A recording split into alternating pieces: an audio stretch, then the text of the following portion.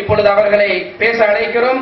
மாநில அளவிலே சிறப்பான முறையில் தமிழகம் மட்டுமல்ல உலக பல நாடுகளுக்கும் சென்று இஸ்லாமிய நாடுகளுக்கு சென்று சிறப்பு பயான் செய்யக்கூடியவர்கள் மரியாதைக்குரிய கோவையை சார்ந்த கரும்புக்கடை ஜும்மா பள்ளியினுடைய இமாமும் தமிழ்நாடு ஜமாஅத்துல் உலமா சபையினுடைய துணை பொதுச் செயலாளருமான எங்களுடைய ஆசிரியர் பெருந்தகை மன்பூசலாக அரபிக் கல்லூரியிலே நீண்ட நாட்கள் உஸ்தாதாக இருந்து பணிபுரிந்த மரியாதைக்குரிய மூலவி அல்ஹாஜி அப்துல் அஜீஸ் ஆலிம் பாக்கவி ஹசரத் பெருந்தகை அவர்களை சிறப்புரையாற்ற அன்போடு அழைக்கிறேன்.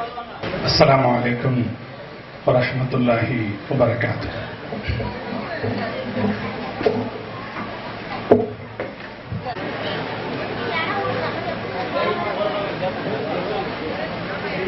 نحمده ونصلي على رسوله الكريم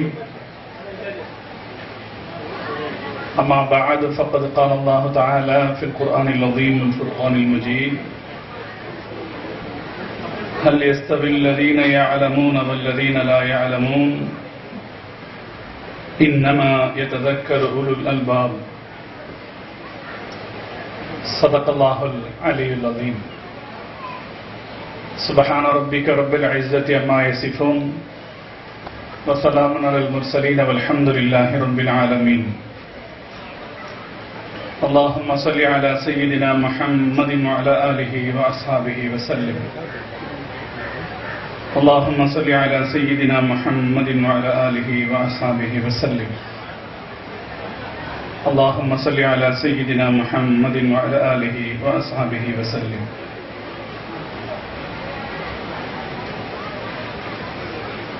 பேட்மான் நகரம் நூருல் ஈமான் மகளிர் அரபு கல்லூரியினுடைய இந்த பட்டமளிப்பு பெருவிழா நிகழ்ச்சிக்கு தலைமையேற்றிருக்கிற மரியாதைக்குரிய தலைவர் அவர்களே, இந்த சிறப்பிற்குரிய நிறுவனத்தை வழிநடத்தி செல்கிற சித்திக் ஆலிம் சாம் உள்ளிட்ட ஆலிம் பெருமக்களே, நிர்வாக பெருமக்களே, இந்த நிகழ்ச்சிக்கு வருகை தந்திருக்கிற கண்ணியத்திற்குரிய ஆலிம்களே, மரியாதைக்குரிய பிரமுகர்களே, திரளாக வருகை தந்திருக்கிற பெற்றோர்களே, அருமை சகோதரர்களே, பாசத்திற்குரிய தாய்மார்களே, பட்டம் பெறக்கூடிய அருமை மாணவ செல்வங்களே, உள்ளத்தை கொள்ளை கொள்ளுகிற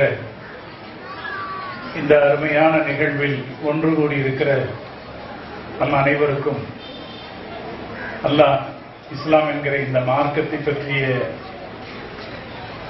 பேரெண்ணத்தையும் பற்றுறுதியையும் தந்த புரிவானாக.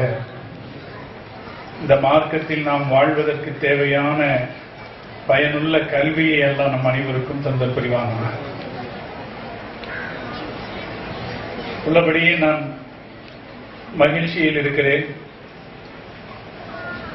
நீங்களும் மகிழ்ச்சியில் இருப்பீர்கள் என்று நம்புகிறேன். நாம் வாழ்கிற காலத்தில் நம்முடைய பகுதிகளில் இத்தகைய ஒரு முபாரக்கான மஜ்லிஸை நாம் பார்ப்பது அரிது. நம் எல்லோருடைய உள்ளத்திலும் இந்த எண்ணம் இருக்கும் என்று நான் நம்புகிறேன், இல்லையா? இதுபோல பாக்கியமான நிகழ்ச்சி இந்த உலகத்தில் வேறு என்ன இருக்க போகிறது? பேட்மான் நகரம் என்கிற சிறுவூர் முஸ்லிம் சமுதாயத்திற்கு 19 சேவையாளர்களை அறிமுகப்படுத்துகிறார்.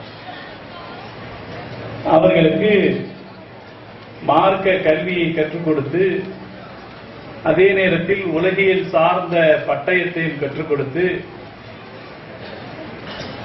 குடும்பத்திற்கும் சமுதாயத்திற்கும் பயன்படக்கூடிய ஊழியர்களை உருவாக்கி தருகிறது என்றால் இதைவிட பாக்கியமான மகிழ்ச்சியான நிகழ்ச்சி வேற என்ன இருக்க போகுது? யார் இதற்கு செலவழிக்கிறார்களோ அவர்கள் பாக்கியசாலி.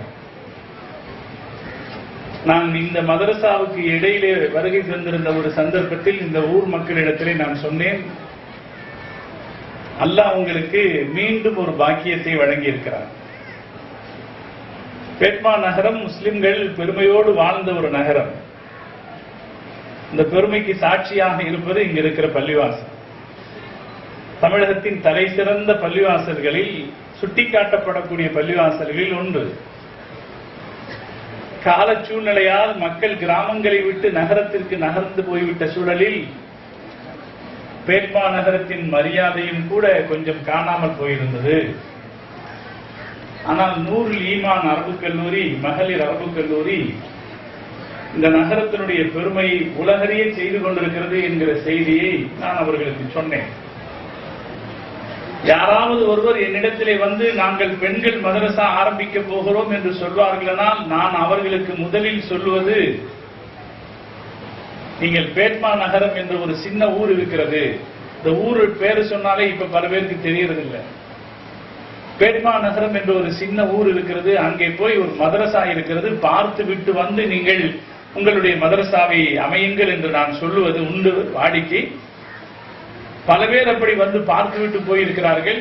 மிக சமீபத்தில் வடகரையில் எங்களுடைய உஸ்தாது ஷரஃபுத்தீன் ஹசரத் அவர்களுடைய மௌத்துக்கு வந்திருந்த போது அத்திக்கடையில் இருக்கிற வாஹிது பாத்திமா அரபு கல்லூரியை சார்ந்தவர்கள் ஒரு மகளிர் மதரசா ஆரம்பித்திருக்கிறார்கள். அந்த அரபு கல்லூரியினுடைய நிறுவனர், அதனுடைய மேனேஜர் என்னிடத்தில் சொன்னார், ஹசரத் நீங்க சொன்னது மாதிரி நாங்க போய் பேட்மா நகரத்தில் நூருல் ஈமான் அரபு கல்லூரியை பார்த்து விட்டு வந்த பிறகுதான் எங்களுடைய மதரசாவை தொடங்கினோம் என்று சொன்னார். இதை நான் எதற்காக ஞாபகப்படுத்துகிறேன்? இந்த நகரத்தின் மக்கள் பெருமை அடையட்டும் என்று நான் ஞாபகப்படுத்துகிறேன். பெருமைக்குரிய ஒரு நகரம், அதனுடைய பழஞ்சிறப்பை இந்த அரபு கல்லூரியினால் மீண்டும் பெற ஆரம்பித்திருக்கிறது என்பதில் எந்த சந்தேகமும் கிடையாது. யார் இதற்காக உழைக்கிறார்களோ நிச்சயம் அவர்கள் பாக்கியசாலி. யார் இதற்காக ஒரு 5 ரூபாய் செலவழிக்கிறார்களோ அவர்கள் பாக்கியசாலி. வார்த்தைகளால் நல்ல வார்த்தை பேசுகிறார்களோ அவர்கள் பாக்கியசாலி. நான் அடிக்கடி சொல்வதுண்டு, நாம் வைத்திருக்கிற காசு 2 வகையாக இருக்கிறது. ஒன்று மாலுன் கசீருன், திரண்ட சொத்து. இன்னொன்று மாலுன் முபாரக்குன், பாக்கியமான சொத்து. திரண்ட சொத்து என்றால் ஏராளமாக காசு வைத்திருப்பது. முகேஷ் அம்பானி அவருடைய வீடு 27 மாடி. வீட்டில் 9 லிப்டுகள் இருக்கிறது. உலகத்தில் ஆகச் சிறந்த வாகனங்கள் அவரிடத்தில் இருக்கிறது. கணக்கில்லாத வாகனங்கள் இருக்கிறது. வீட்டுக்கு பணியாளர்கள் மட்டும் 300 பேர் இருக்கிறார்கள். இப்படி சிறப்பாக பெரிய சொத்து வைத்திருப்பது திரண்ட சொத்து. இன்னும் ஒரு சொத்து இருக்கிறது, மாலுன் முபாரக்குன், பாக்கியமான சொத்து. பாக்கியமான சொத்து என்றால் அதன் கருத்து என்னன்னா, எந்த காசிலே நன்மை நடக்கிறதோ அது பாக்கியமான சொத்து. நம்மில் ஒவ்வொருவரும் ஆசைப்பட வேண்டும், அல்லாஹ் நமக்கு என்ன காசு பணத்தை தந்திருக்கிறானோ அது பாக்கியமானதாக இருக்க வேண்டும், நன்மைகள் நடக்கக்கூடியதாக இருக்க வேண்டும். யார் இந்த மதரசாவுக்கு உதவுகிறார்களோ நிச்சயம் அவர்களுடைய சொத்து பாக்கியமான சொத்து. இருக்கிற தலைவரிடத்தில் பேசுகிற போது சொன்னார், நாங்கள் இதற்காக ஆரம்பத்திலே உதவினோம், ஆனால் அந்த உதவியதற்கான பலனை எங்கள் வாழ்க்கையிலே நாங்கள் பார்த்தோம். அவர் சொன்னார், என்னுடைய மகள் இங்கிருந்து ஹாஃபிஸாவாகி வந்தால் இதைவிட என்ன பாக்கியம் இருக்கிறது? இங்கே பட்டம் பெறக்கூடிய மாணவிகளை தனியாக மேடை அமைத்து தருகிறோம், அந்த அவருடைய பெற்றோர்கள் வந்து உட்காருங்கள் என்று ஆரம்பத்திலே இருந்து அழைத்துக் கொண்டிருக்கிறார்கள். மாணவிகளுடைய பெற்றோர்களுக்கு இங்கே ஒரு மேடை அமைக்கிறார்கள் என்றால் இந்த மேடை சாதாரணமானது. நாளை மறுமையிலே அல்லாஹ் தனி ஒரு அந்தஸ்தை தருகிறான். யார் இந்த மார்க்கத்தின் கலைகளை கற்று கல்வி அறிவு பெற்றார்களோ அவர்களுக்கு தனி ஒரு அந்தஸ்தை தருவதாக முஹம்மது ரசூலுல்லாஹி ஸல்லல்லாஹு அலைஹி வஸல்லம் அவர்கள் சொன்னார்கள். மன் கரஅல் குர்ஆன வ தஅல்லமஹு, யார் குர்ஆனை கற்று அதை கற்றுக் கொடுக்கிறாரோ, மன் கரஅல் குர்ஆன, குர்ஆனை ஓதி அதன் அர்த்தங்களை கற்று அமில பிஹி, அதை கொண்டு அமல் செய்கிறாரோ அவர்களுக்கு அல்லாஹ் தஆலா கியாமத் நாளில் ஒலியாலான ஒரு மகுடத்தை சூட்டுவான். இந்த மாணவிகளுக்கு அல்லாஹ் தஆலா நாளை கியாமத் நாளில் ஒலியாலான ஒரு மகுடத்தை சூட்டுவான். பெருமானார் ஸல்லல்லாஹு அலைஹி வஸல்லம் அவர்கள் சொன்னார்கள், அந்த வெளிச்சம் எப்படி இருக்கும் என்றால் சூரிய வெளிச்சத்திற்கு நிகராக இருக்கும். சூரிய வெளிச்சத்திற்கு நிகரான ஒரு மகுடத்தை அல்லாஹ் இந்த மாணவிகளுக்கு சூட்டுவான்.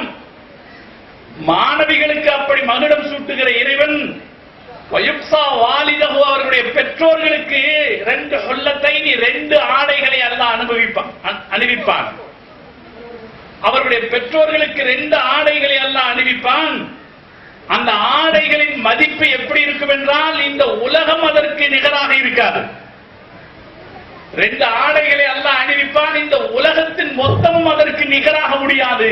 அப்படி ஆடையை அணிவிப்பான் என்று முஹம்மது ரசூலுல்லாஹி ஸல்லல்லாஹு அலைஹி வஸல்லம் அவர்கள் சொன்னார்கள்.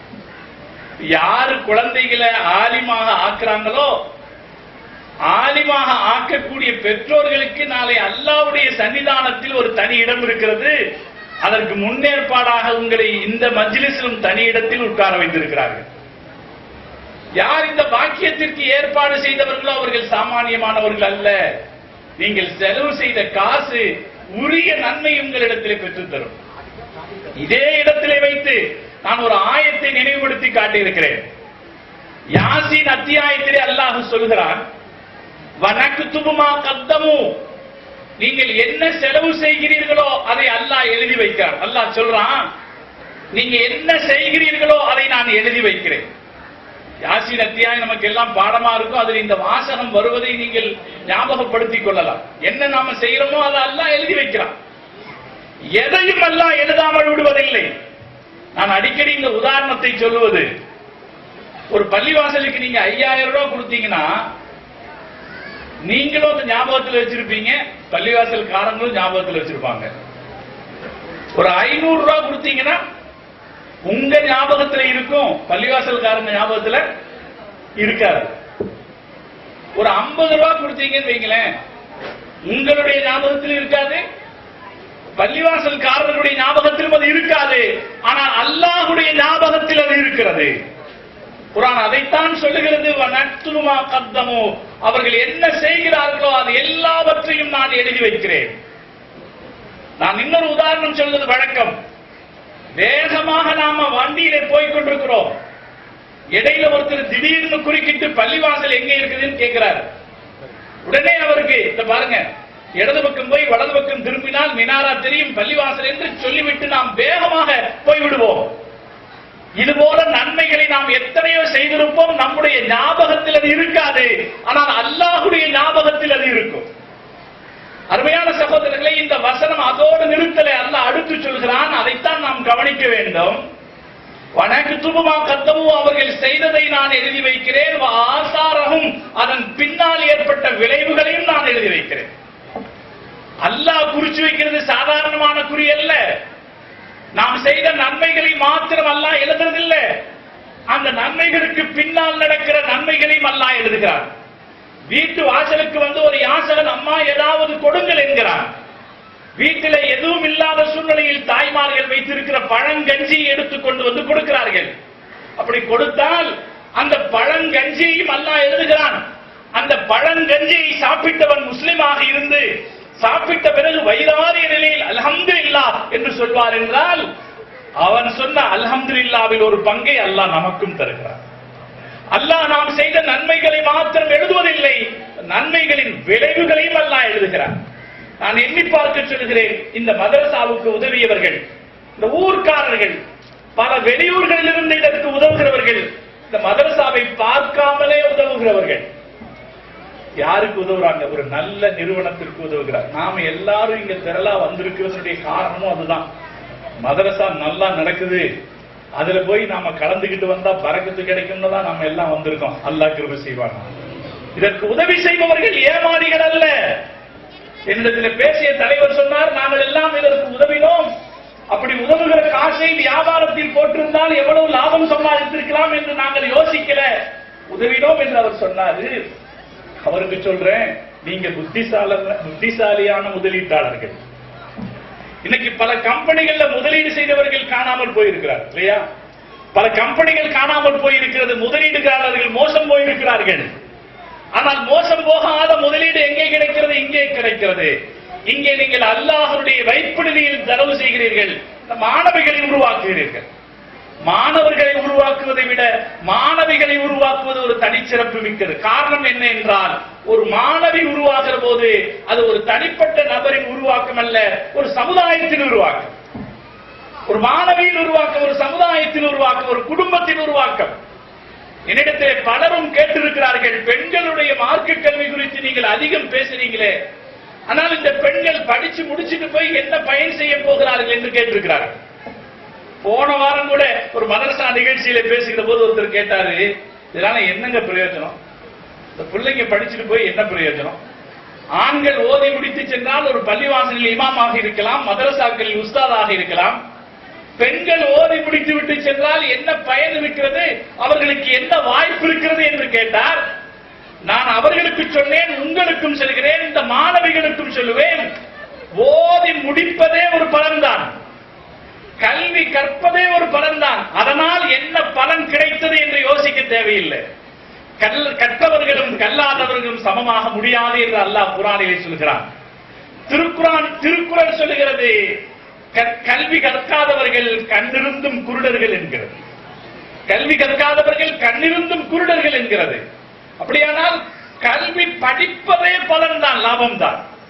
எனவே இவர்கள் படிப்பதால் என்ன பலன் என்று கேட்கக்கூடாது. முஸ்லிம் தாய்மார்களை பொறுத்த வரைக்கும் அவர்கள் மார்க்க கல்வி அறிவில் படிப்பதனால் இஸ்லாம் வளர்ச்சி அடைகிறது, சந்தேகமே கிடையாது. ஒரு தாய்க்கு இஸ்லாமிய அறிவு இல்லாவிட்டால் குடும்பம் இஸ்லாம் இல்லாத குடும்பமாக போய்விடும். அனாச்சாரங்களும் மார்க்கத்திற்கு முரணான காரியங்களும் நிறைந்ததாகிவிடும். எத்தனையோ இடத்துல பார்த்திருக்கோம், நாம இப்பவும் பார்க்கத்தான் செய்யறோம்.